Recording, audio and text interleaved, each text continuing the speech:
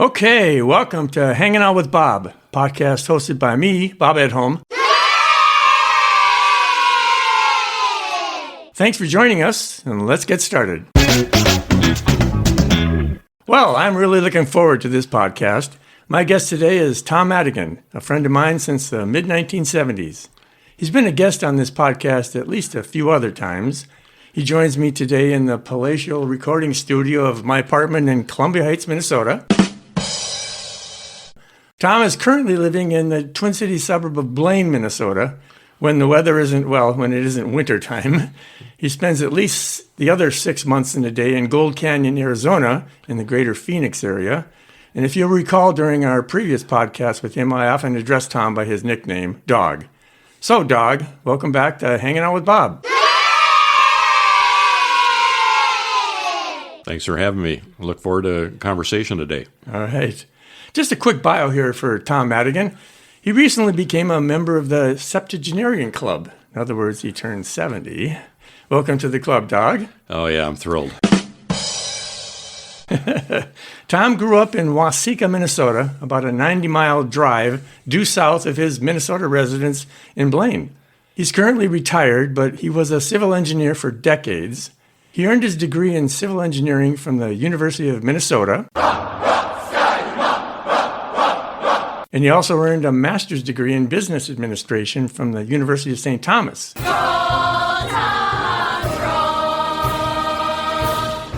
Tide!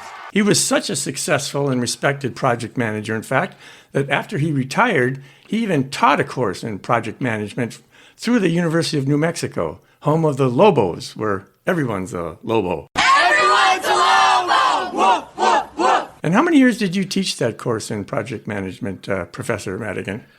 8 years. Wow, okay.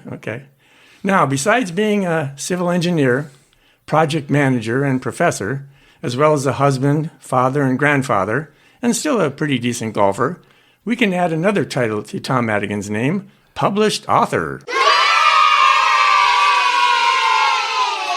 That's right. At the beginning of 2026, Mr. Madigan here had his first book published. It's a memoir entitled I Survived, Living with the Trauma of a Dependent Parent by Thomas Madigan. It's been issued by Page Publishing. That's Page, P-A-G-E, Publishing.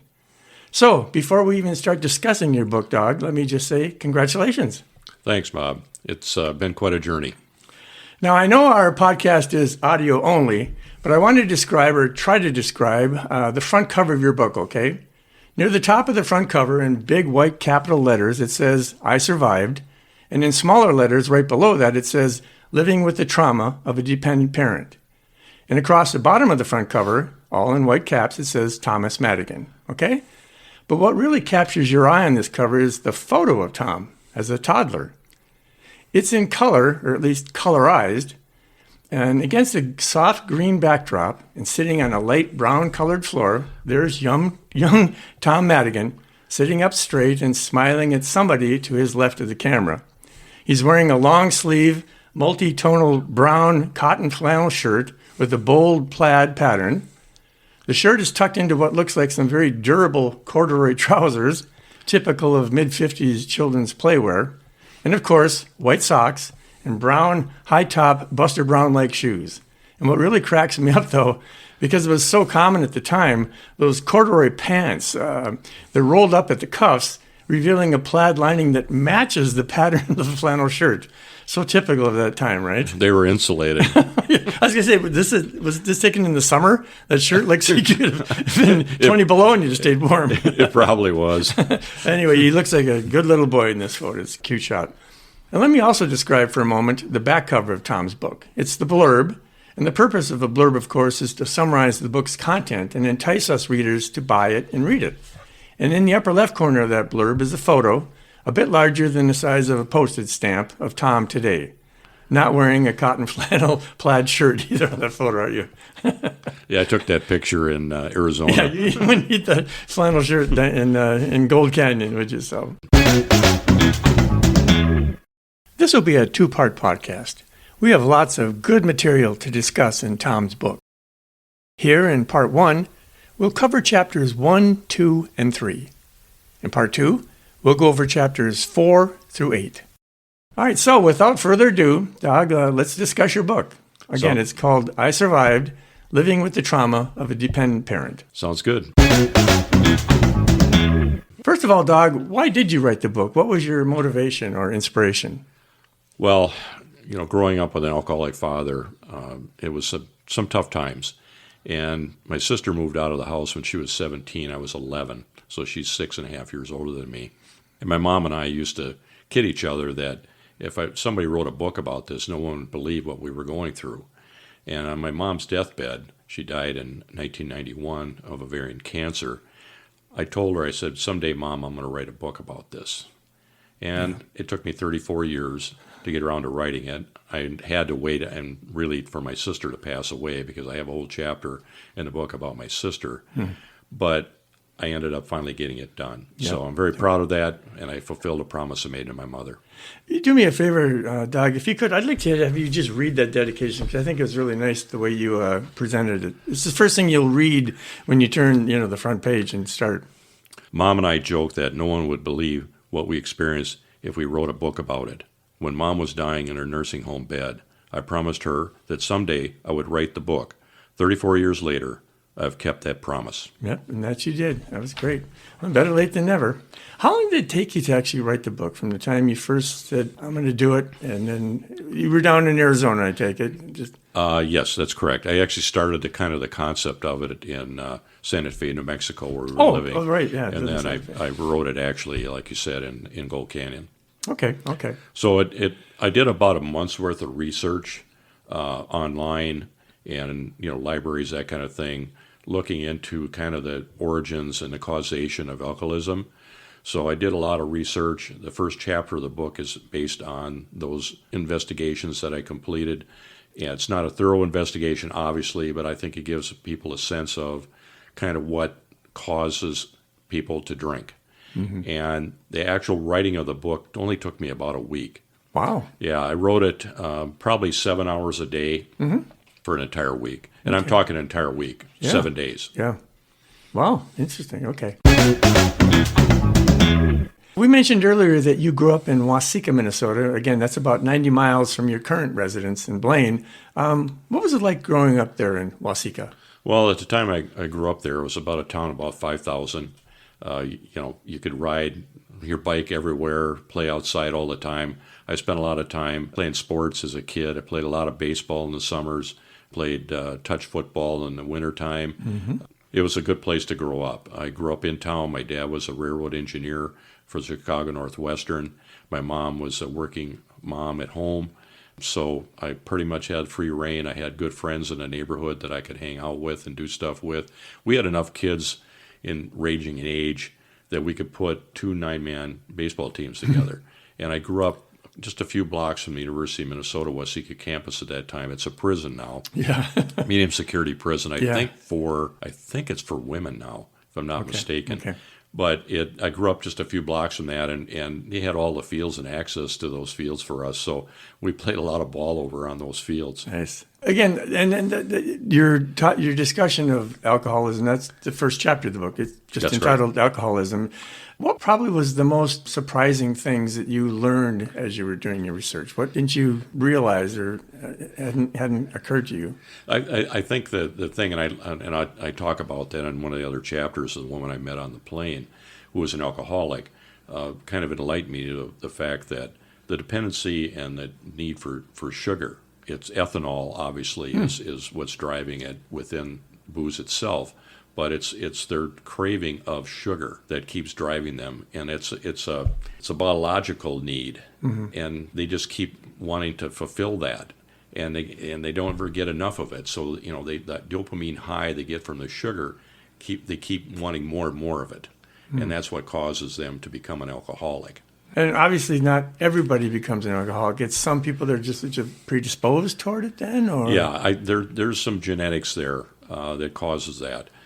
There's also, circumstances, emotional things, psychological things that occur with people as well that are triggers. Yeah. But it is a biological thing that causes it. There are certain enzymes that people have that other people don't have as strong an enzyme demand, and that results in them craving that sugar, that ethanol.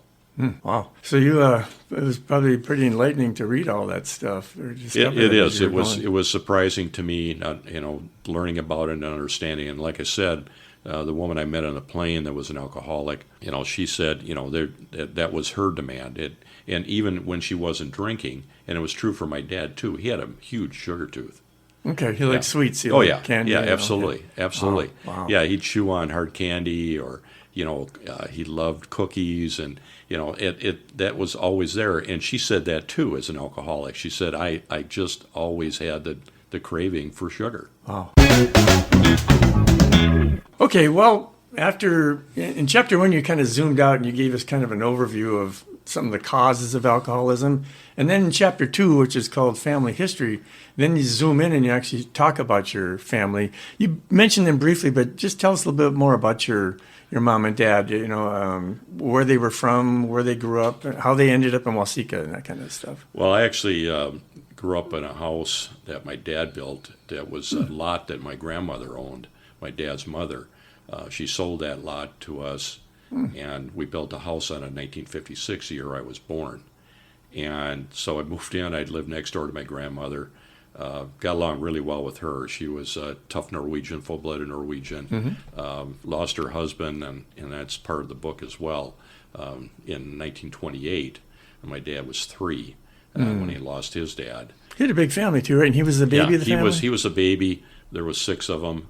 Roy was the oldest, and then was Sam, Warren, Margaret, Irene, and then my dad. How much age difference between your dad, the youngest, and the oldest brother? I think Roy was 16 when my dad was born. Wow. Okay, yeah. Quite an age gap between the oldest and the youngest. So my dad, like I said, he grew up, without really knowing his dad. Yeah. I mean, obviously his dad was alive when he was 3, but he didn't really know his dad, and how much of that triggered him in terms of not having a relationship. He was really close to his brother Sam, which his real name is John, but everybody called him Sam, and Sam was killed in a car accident in Germany after the war. And they were really close. And I wonder, also, if Sam would have been alive, how much that would have helped my dad in dealing with, some of his issues in his life and moving forward. So my mom grew up in Janesville, Minnesota, which is about 10, 11 miles west of Waseca on US Highway 14. And she grew up with a really good household. Her dad was a farmer, also a John Deere implement dealer. He and his brother, Ed, my grandfather's name was Herman, had a John Deere implement dealership in Janesville. And they owned at different times, and my grandfather did 4 farms around Waseca area. He mostly rented it out when I knew of it, when I was older. But I think at some point he actually farmed that land. He had a farm that was on Lake Elysian.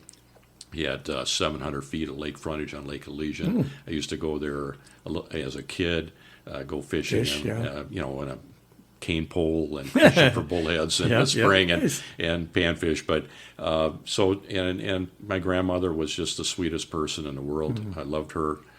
They were both full-blooded Germans. My mother was a full-blooded German. And just what my grandmother used to talk German to me, and I'd look at her like, "What are you saying to me?" And I took German in high school, but it didn't help much. But anyway, it was fun. They were good people, and so my mom had a really good childhood. I think, and she had an older sister, Anita, who's a couple of years older, and they both had good childhoods. Yeah.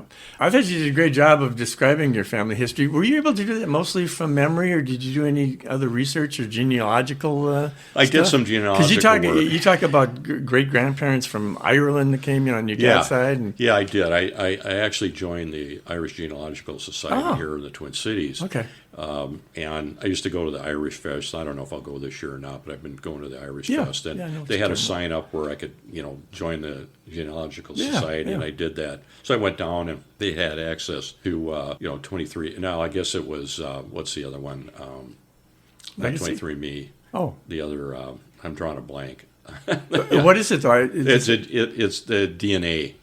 Oh, not legacy. No, Oh, it's okay. where you send your sample in and they. Oh, okay. Anyway, Yeah. I they had access to all the information in there, so I did the research on the family, and I've included death certificates in the book around my dad's death certificate, my grandfather's death certificate, and my great grandmother's, my grandfather's mother Okay. death certificate, and my great great grandmother's death certificate. Yeah, at the back of the book, right? Yeah, back to I've the seen book. that, so. Yeah, and my great grandmother, we're pretty well convinced was an alcoholic as well. My aunt Irene, my dad's sister, talked about the fact that she died of alcoholism. Her death certificate identifies her having died of liver cancer. Well, if you research that, that's usually a telltale sign of somebody that's had drinking, right? There's not always a case, obviously, but there's a pretty good percentage chance that they were an alcoholic. So it kind of bears out what the family had indicated about great grandmother, that she came over from Ireland, and ended up in Upper Midwest, married her husband in Otana, Okay, Minnesota, sure. and ended That's up in southern Waseca. Minnesota as well, yeah. I actually went out to the Catholic cemetery. My side of the family, the Madigan family, is Irish, obviously coming from Ireland. Yep. So went out there, and a lot of the graves are out there. My great-great-grandmother's grave is out there, my grandmother. So I went out there, did research, to find the graves, and I actually did a little cleanup around the graves, actually, when I was there, because they were in pretty bad shape. But it was nice to be able to experience that. I did that last summer. Nice. Oh, that's good. That's good. What did you find the most interesting, the most surprising, most disturbing in your family research? What kinds of things did you go, wow, I had no idea? I was surprised that there's not a lot of information. Yeah. That would really surprise me, is that there was a fire at one of the churches.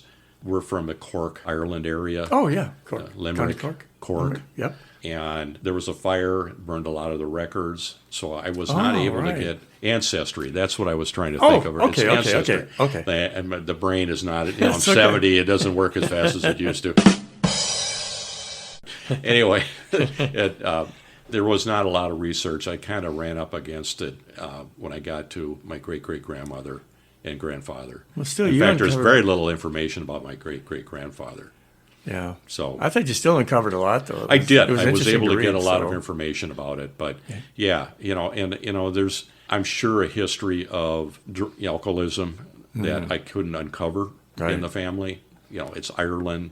Yeah. You know, Nothing that you're aware of, though, on your mother's side, though? No No. history of that? Okay. no, not at all. Interesting. Yeah. Not at all. And the woman that I met on the plane I talk about in the book, she talked about that. She said, your DNA from your mother broke you from having it. You have different genes, different DNA. Right. And as a result of your mother, you did not get the disease. Interesting. Yeah. Wow. Now, it's interesting also because when my sister passed away, the pastor that was with her to make the decision, she had a massive heart attack 3 years ago. 4 years ago now, I guess. Yeah, 4 years ago.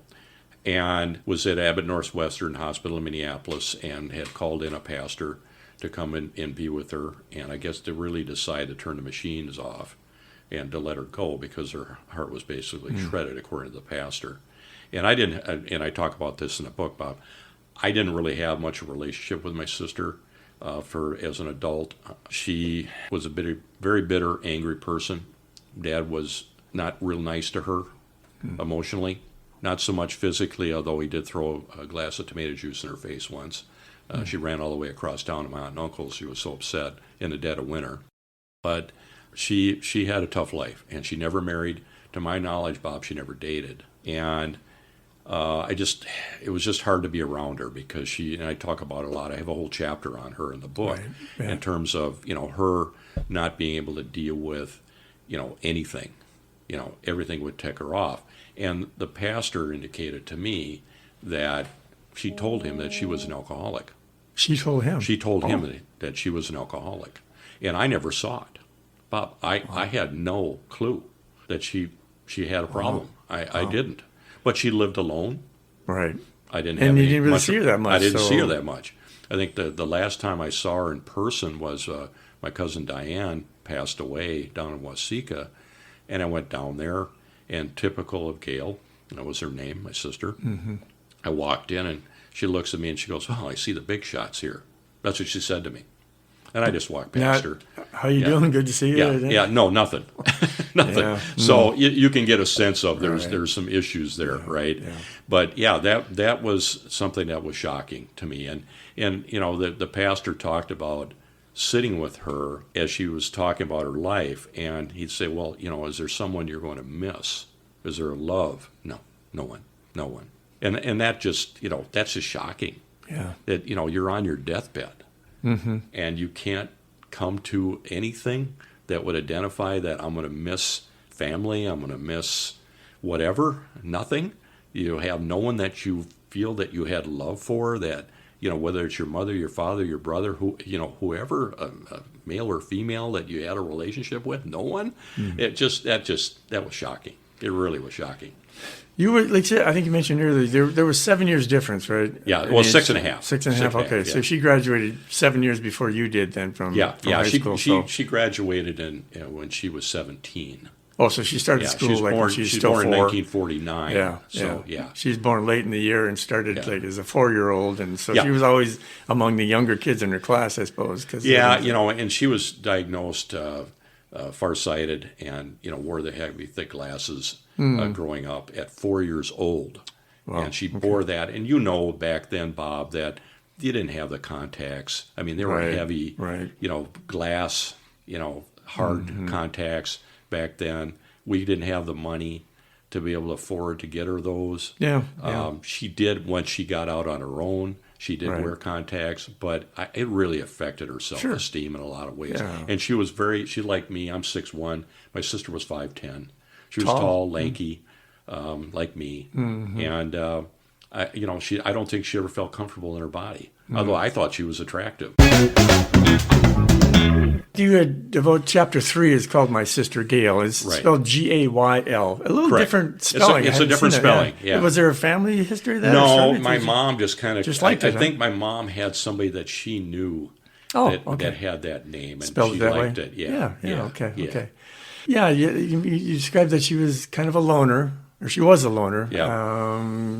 She had some friends, but sometimes she was estranged from them, or they. Yeah, she had a hard time just keeping relationships. I remember back when I had a relationship before I was married. Mm-hmm. I'd take her to the airport. She did a lot of traveling. When she passed, she had a law firm that handled her estate, and she had quite a bit of money that we both inherited from my mom's side of the family. And she did a lot of traveling around the world, and I got all of her photos. Yeah. Of her travels. I mean, she was in Ireland. She kissed the Blarney Stone, and she was in India. She was down in Brazil. Oh, wow. All over the world. She was all over the place. But I remember taking her to the airport, and she would go with a group of other women. Yeah. And I'd meet. That was back when you could go to the gate, and right. That back then. I remember. And I'd meet these women at the gate and say hi and that, and then I'd go to pick her up afterwards, and I'd be sitting there, and the women would get off the plane, Bob, and no Gail. Okay. The hell happened? Yeah. Did she miss the flight? Or, and eventually she'd get off, and I said, "Oh, you weren't sitting with your friends?" And she goes, "Oh, they pissed me off." And she'd start rambling about, that they got crossways. Okay. And she did that to me twice, 2 different sets of friends.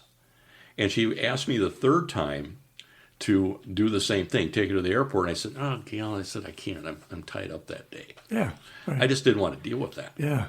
Oh, tough. She couldn't. When she worked, and it's interesting because she worked as a prison supervisor lockup for the women's prison in Shakopee. And she lived in Shakopee.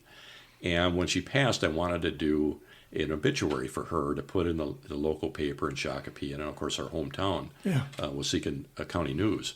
And so I called up to get some information on the dates. I called the prison to get the dates when she worked there, and they go, "Well, we have no record of her. We don't know who you're talking about. We have no idea what you're talking about or who she is." And I went, "Well, I know I have pictures of her with her uniform on. Right. I mean, what are you saying?" "Well, we expunge records after so many years." I thought, okay. All right. She goes, well, call the State Department of Corrections. Yeah. So I called the Minnesota State Department of Corrections. Oh, there's no record. No record. That's And then I called the woman in HR back at the prison, Yeah. and she goes, well, listen, I've got a former employee that's coming in for a luncheon here next week. And she goes, she was there, according to you, about the same time that your sister would have worked here. So I will ask her if she remembers Gail. And God bless the woman. She called me back after, they had the luncheon, and she said, yes, she did remember your sister. So, my wife, Sandy, and I kind of speculated, did she witness something? Yeah. Were they protecting her in some fashion? I don't know. Or maybe they just expunged the records and it was all new people and nobody remembered her. That's entirely possible. But it makes you wonder. Oh, yeah. It turns you into conspiracy theorists. It does. Come on. It does. Yeah. That's you're hiding something. How can they not know? Yeah. I mean, there's computers. There's no record There's of been computers. There's got to be something somewhere. Yeah. So. But, it's interesting that was her profession. But after she left that job, and she retired at like 50. She retired like at 50. Okay, young from the prison. Yeah. So she took odd jobs around the Shakopee area, and I had a friend who was the public works director for Shakopee, and she was chair of the planning commission. My sister in Shakopee for a number of years, very active in the Democratic Party. My sister was. She was treasurer of the Scott County DFL. I've got pictures of her with Perpich and all the Governor elite, Perpich, all the elite DFL people back in the day, when she was active. But, she'd get a job at, I don't know, Lowe's or someplace. She'd last a few months. She'd get pissed off at somebody, didn't like it, quit. And he would share that with me. Oh, I hear Gail was working here. Now she's not. Now she's, so he kind of kept me in the loop in terms of what she was up to. Because like I said, I didn't have a relationship with her. Yeah. You mentioned, and they said chapter 3 is devoted to Gail, and you mentioned some things in that chapter. There was a point because it sounds like it was kind of a strained relationship all along. Yeah. But you had sent a letter to her. Talk about a little bit about that letter, what the reason for that was, and what response, if any, you got. Yeah, I included the letter in the book. Right. What was going on then is our son, Josh, he was having a concert in elementary school, and we had invited Gail to come up for the concert. And she came up, and we, of course, had Sandy's parents over as well, because we're all going to go together. And, of course, I didn't share that necessarily with Gail, that, Sandy's parents were going to be there, but you would have assumed that. Right. So she gets to the house, and we were living in Spring Lake Park at the time, and she sees Sandy's parents, and she just goes out into the living room, and she didn't come into the kitchen where they are. And I walked out to the living room, and she goes, well, I'm not feeling well. I'm going to go home. Okay. I won't be able to stay. So she left. So, and I called her the next day, and I said, what's going on? You drove up, and you were sick to begin with, and you still drove up, and that doesn't make sense. Well, I don't like your in-laws. How many times has she even seen you? Well, maybe once or twice. Yeah. We did travel together to Santa Fe, New Mexico. Okay. Just as a trip together. Gail was with Sandy's mom and dad, who are just wonderful people. Yeah. Her dad's passed now, but her mom is still alive. Right. Wonderful people. I don't see anybody could hate them. Nobody, right? So apparently my father-in-law had asked Gail about her personal life and relationships. Oops. Who you date, who you... Yeah. And which is an innocent question, but she took it. Oh, she took it. Yeah, right. She took it as you're none of your damn business kind of thing, and how dare you and kind of thing, and she told me that on the phone. She goes, "Well, how dare you?" I said, "Come on, Gail, really? You're just trying to make conversation. He's just making a conversation with you. Yeah. Seriously." So you can see the issues with her. So I wrote her a letter after that, and in the letter I just encouraged her because. I was dealing with a lot of anger. Yeah, you had your own issues. I had my own issues and still do to some degree. It never goes totally away. But, I went to counseling when I turned 40 with the encouragement of my wife, Sandy, because it was affecting our marriage. And went there for 2 years. And in the letter, I encouraged my sister to do the same thing. Of course, that pissed her off. Right. To be told you need to see something. Right, They can take that. I was just trying to encourage her to say, hey, I got help. It did a lot for me. I really would encourage you to check it out. yeah, no. She didn't take that too well then. No. Take it. Did she even respond? Like, she call No. you back, or No. she send a reply saying, mind your own business, or No. nothing?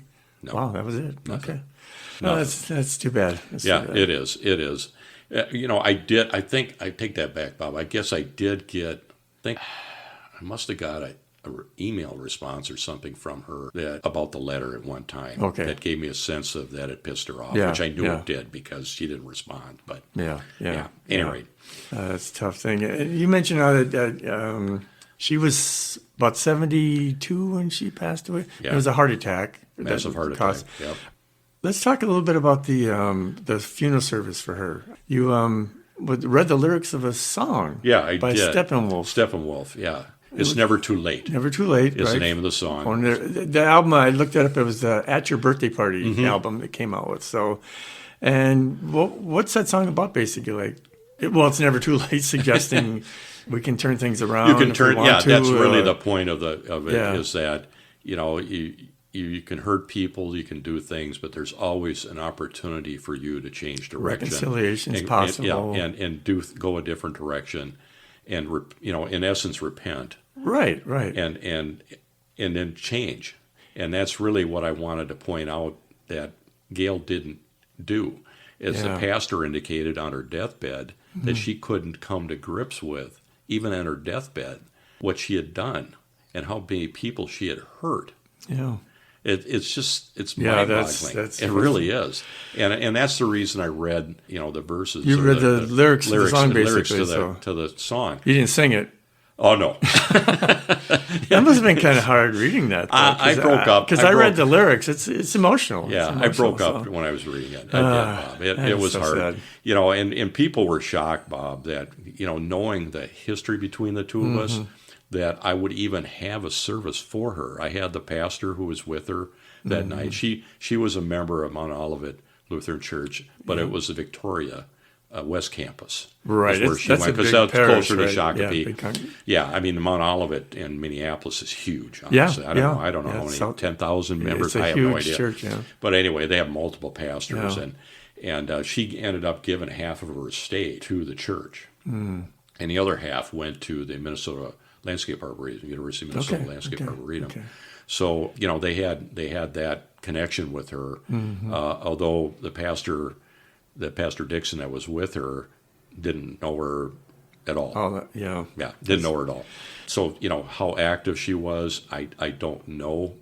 Right. Yeah. You can be a member of a parish or a church and not necessarily be involved. Yeah. I mean, with he a lot of the other probably members. shook her hand, Yeah. leaving the service or whatever. But at any rate, she's in a columbarium niche there at Mount Olivet in Victoria. Okay. And that's where we had a little service. And of course, then I said I did the blurbs in the local paper and Waseca paper about her and her passing, and people were shocked that I did that. And I just told people, and I mean, She was your sister. It was my sister, one, Right. and I'm not going to act like her. I wouldn't do that. That's not who I am. I'm going to honor her because I love my sister. Yeah, She could be fun. She could be a good person at times.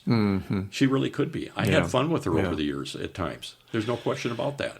It's just sad because reading this chapter was probably this one might have affected me as much as any chapter in the book, because it's like she was your only sibling. Yeah. And I just think about what she missed out on. I mean, even if she never married herself and had a relationship, the things that she could have shared with you guys, certain milestones in Josh, your son Josh's life or something, or Trish's graduation, or different things that she could have been a part of, and she missed out on all that stuff. I remember, I called her up to tell her that I was engaged to Sandy. Right. And it'll be 40 years here in August with Sandy and I, so it's lasted. Yeah. And I was talking to her on the phone, and she goes, "Well, why would you want to marry her? She's got a kid and she's divorced." And I literally went on the phone. I said, "You know what, Gail? F you." Yeah. I said, "You don't understand." And she'd only met her once. It almost sounds like jealousy or envy. Yeah, It's never going to happen to me, so I can't be happy for somebody else. Yeah, the only time she had met her, I think, was at my parents had a 40th wedding anniversary, we're having this year. Right. And Sandy and I were dating, and Sandy came down and was at that, and she met Gail that time, and obviously found out that either through me or through my parents, that that she was previously married and had a child, and who I raised. Right, yeah, because Trish was only, what, 6 or 7 when you guys met? Yeah, she was 6. Okay. So probably 5 when we first met. Oh. So, Oh. yeah. But at any rate, that burned me, and she didn't come to the wedding. Yeah. She was traveling, though. That was it. So, Okay. yeah. Yeah. In chapter 3, I just want to mention it because you included it. You did talk about, included in chapter 3, the passing of your mom and dad. Can you briefly explain or talk about that, what happened to both of them? Yeah. Your mom was sick, I know, but... Yeah, my mom had gotten ovarian cancer in 1990. And she went to St. Mary's in Rochester to have a hysterectomy, and she had a stroke. Surgery, and it paralyzed her. On top of the cancer, she On had a top stroke. of the cancer, she got a stroke, and was paralyzed on her right side, and was basically wheelchair bound the rest of her life. She lasted about another year, just a year and a half out of that. I remember, Bob, and it's really difficult for me, taking her to treatments in St. Mary's, because she was still trying to live at home in Waseca, and my dad was drunk and in no position to really care. And she ultimately moved up to a nursing facility in Shakopee near my sister, and that's where she was when she passed. Okay. But she was. I had a bucket for her because she was throwing up from the treatments, right? And I'd have to stop along the road to empty the bucket. Yeah, it's tough. It's tough. Yeah. And your dad? Well, my dad, he died in 91. Or no, Was it 1990. 1990. My mom died in 91. Right. April 3rd of 91. My dad died in November 22nd of 1990. And it was right before Thanksgiving, and I was calling to try to get a hold of him. I was going to go down and see him. And I couldn't get a hold of him. So I called my cousin Diane, who's the one I'd gone to the funeral where my sister said, we were the big shots here. Yeah. So I owed Diane a lot. Sure. So I called up Diane, and back then it was just landlines, right? Yeah, no cell phones. There was no cell phones. No. So I called Diane, and I got her on the phone, and I said, Diane, can you go down to the house and see if the car's in the garage, and knock on the door, and see if you can get in and check on Dad. So she does. She has to go back home. Calls me back up on the landline and said, car's in the garage, door's locked, he's not answering. I said, call the police, have them break in. Right. And they did. And they found him humped over in the bathroom over the sink. Rigor mortis had started to set, and he'd been dead for a period of time. And he died of a massive heart attack. Oh, okay. He died of a massive How heart many attack. days do you think he'd been? Probably a couple of days. They didn't do an autopsy or anything like that, No, did they? no, Okay. no. But a couple of days, he died alone. Yeah. Wow. And what's really bizarre, and I'd read about it in the book, Bob, is that he had a bench warrant for his arrest, that he had come back from visiting Mom drunk up in Shakopee back down to Waseca, which is, probably a 40-minute drive, something like that, 45-minute drive. And he sideswiped a car going the other direction. Oh, no. Oh. And kept going. Oh. Well, the guy got the plate, right? Yeah. So they're looking for him. Oh, my gosh. So I had to go to Judge McLuhan at the time, and I had to provide the death certificate to get the case closed on my dad. That's not in the book, right? I don't remember. Oh yeah, no, I talk about that. Oh my gosh. Yeah, so that was just bizarre. And of course, my dad loved Cadillacs. He had a sedan DeVille. He always had to have a sedan DeVille Cadillac, and he, it was scratched across the side. And so my sister and I, after both passed, my mom and dad passed 5 months apart, we got it repaired, and then we sold it to one of the Anderson Cadillac here in Twin Cities, and which is no longer there in Roseville. It's closed now. But anyway, we sold it back to the dealership. But that was crazy story. So your mom was terminally ill or seriously ill. Right. You kind of were expecting that. Yeah. But did you with your dad, that was unexpected, right? Oh, absolutely. I mean, he actually went before your mother did. He did by 5 months. Wow. Yeah, and it's tough for me. I got to say goodbye to my mom. Yeah. I didn't get to say goodbye to my dad. No, it's tough. That's tough when you can't say goodbye. Yeah. And Dad was a good person. Yeah. He really was. He really was a good person. Yeah. He had an illness. Yeah. Yeah, that's tough. I want to share an anecdote with you. You might not remember this. I remember you telling me about your dad passing. Yeah. And the reason I remember is because you and I were actually going to go to a football game that Saturday. Okay. It was November 24th, 1990. They were going to play the Iowegians, Iowa. Okay. And Iowa had really good football back then. They had Yeah. actually tied for the Big Ten championship that year. And you told me, a couple days before the game, he said, I'm not going to make it. I was really sorry to hear that. And I said, I'll find somebody to go to the game, Yeah. And Right. do you remember a friend of mine, he worked at Prudential with me. His name is Bob Rose. Sure. Yeah. And I remember I called him and said, would you like to see the game? And I told him that, your dad had passed away, and he met me at the Dome, the Metrodome, when the game was. That's right. It was at the He had Metrodome. lost his dad just a year before. Oh, wow. And he felt really bad, and he said, you should send him my condolences. But I just remembered when I read the part about your dad passing, I go, God, that's when that time we went to a football game because you couldn't make it, obviously, for what happened. I was That dealing with that. November of 1990. Wow. Yeah. Wow. So. Yeah, it's tough. I mean, you've lost both of your parents too, Bob, and it's hard not Sure. having them in your life. Oh, yeah. Even all the issues I had and the trauma around my dad that I write about in the book, I miss them. Oh, of course. And my mom and I were really close. Yeah. Because my sister had moved out, my dad was either drunk or working, or passed out or whatever. Yeah. It was just the two of us, and we were really close. And if you saw a picture of my mom, I looked like my mom. My sister looked like my dad. Okay. My sister had dark hair. My dad had dark hair. Yeah. Although I don't even hardly remember my dad with dark hair. He Gray. always had silver gray hair.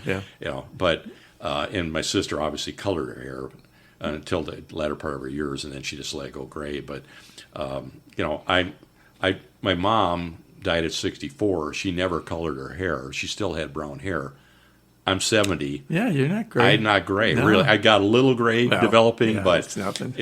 So Nobody's gonna call you the silver fox or anything anytime soon. And like I said before, the DNA that I have that doesn't trigger the alcoholism is because I have more of that on my mom's side than I do on my dad's side. And that's going to take us to the end of part one of our two-part episode with my guest, Tom Madigan, author of I Survived, Living with the Trauma of a Dependent Parent. We just finished covering chapters 1, 2, and 3 in his book. And in part 2 of this two-part podcast, we'll cover the remaining chapters 4 through 8. And again, to our listeners, thanks for hanging out with me, Bob Edholm, and my guest, Tom Madigan. Be sure to catch part 2 of our discussion of Tom's book, I Survived, Living with the Trauma of a Dependent Parent, wherever you listen to your podcasts. Until then, bye.